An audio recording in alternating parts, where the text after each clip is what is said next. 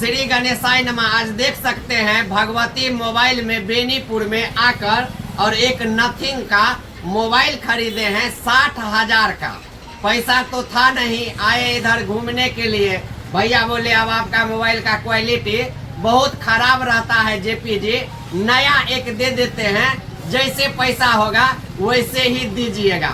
भैया के आशीर्वाद से आज नथिंग का मोबाइल ओपन कर रहे हैं और आप लोगों को दिखा रहे हैं जो 60,000 का लिए हैं। अब जो वीडियो आएगा मेरा वह लाजवाब रहेगा, आप लोगों को देखने में भी अच्छा लगेगा। तो आप लोग देखिए, यही नथिंग का मोबाइल है, 60,000 का है और मोबाइल खोल के भी आपको अभी सामने में दिखाते हैं और देखिए और आप लोग आशीर्वाद दीजिए। आप लोग हमेशा कहते रहते हैं भीख मंगा है, भीख मंगा है, तो यही भीख मंगा आज 60,000 का मोबाइल खरीद लिया है।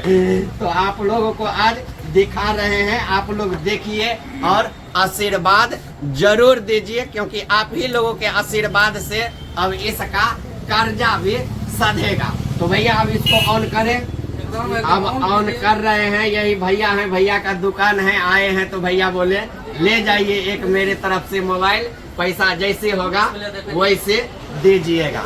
तो देख लीजिए आप लोग, यही है नथिंग का मोबाइल, नथिंग।